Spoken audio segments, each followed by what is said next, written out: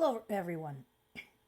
Just before I started today's report, I had to block yet another person who said no one cares for Ukraine. I pointed out to them that they don't speak for everyone. They certainly don't speak for me. However, here's the thing. So this whole week has actually been about why people should care about Ukraine. And another thing is, I'm not forcing anyone to watch my content. Okay, you don't have to be there. You don't have to expose yourself to this information. If you don't care, fine. But you don't have to show up here with your negative shit. Because, frankly, doing what I do, reading through news about my country of origin, worrying whether my parents are still alive,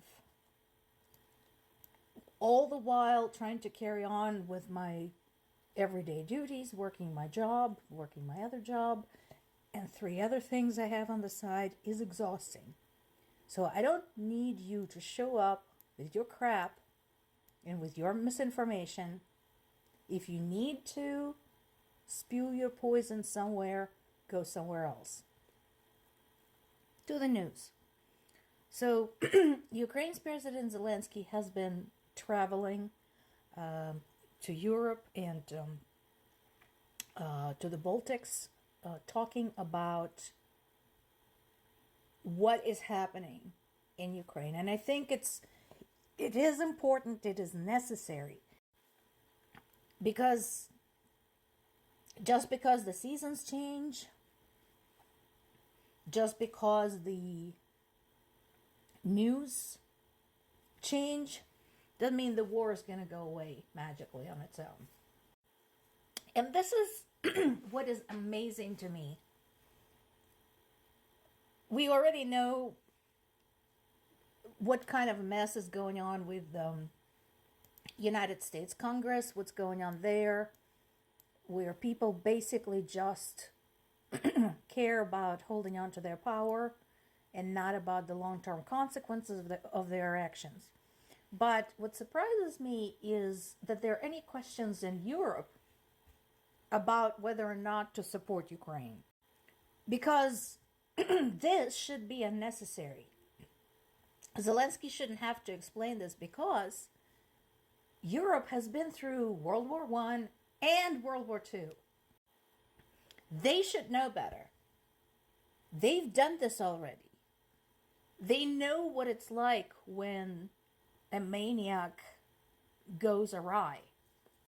And so this conversation shouldn't even need to take place. I've said this many times before, and I'm not the only one, that this conflict should be treated with every seriousness, much like World War II. And again, lots of very smart people said that Ukraine's loss in this war will be catastrophic, not just for Ukraine, but for the entire world. And that's another amazing thing to me. Not in a positive way, amazing, but amazing that it's happening. That some European partners are starting to put pressure on Ukraine to consider negotiations. How do you envision this, guys? In this particular case, it was Italy, and Italy definitely should know better. I invite Italy's defense minister, who brought up the subject, to envision trying to negotiate with Mussolini or with Hitler. Do you see that working out?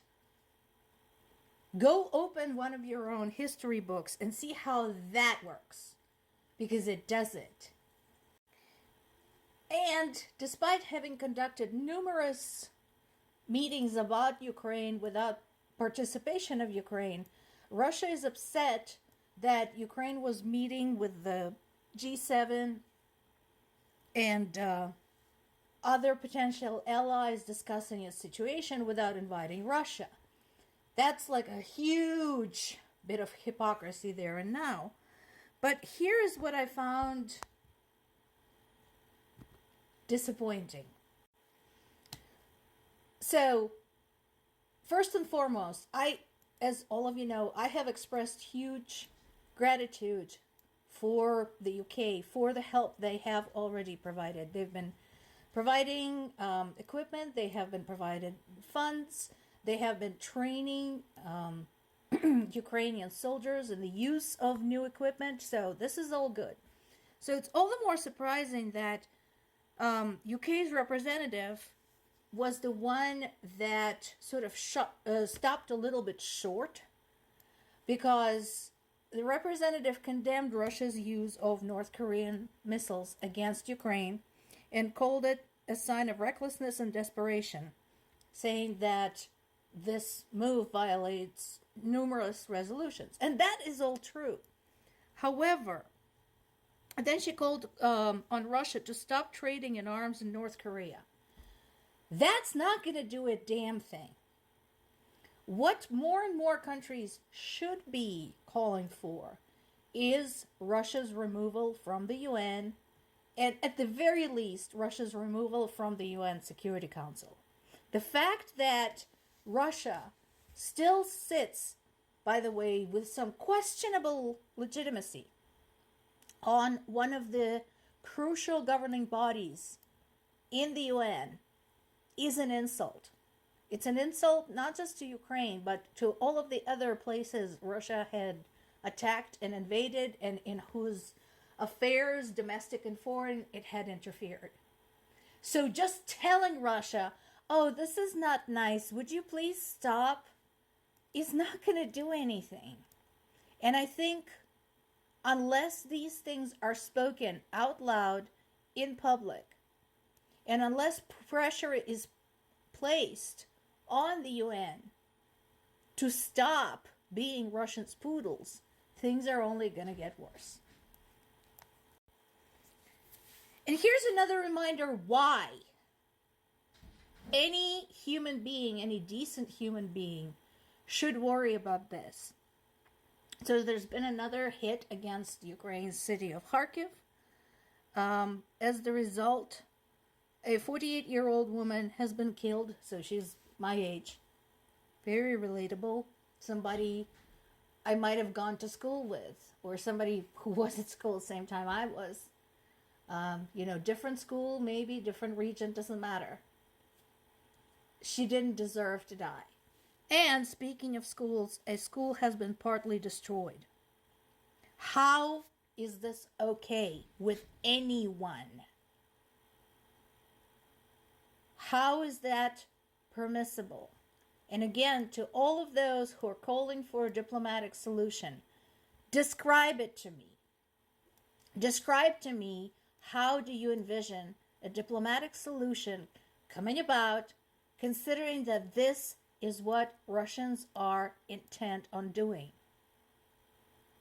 It's been pointed out by many historians, many analysts, they will not stop. If you give them a portion of Ukraine, which you shouldn't, but if you do, they're going to settle in there comfortably and then keep pushing. Russian government had already discussed projects to retake Poland, the Baltics, Alaska. Are you hearing this, United States? Yes, Alaska. Finland. Is everybody okay with that? Because that is what will happen if we negotiate with Russia.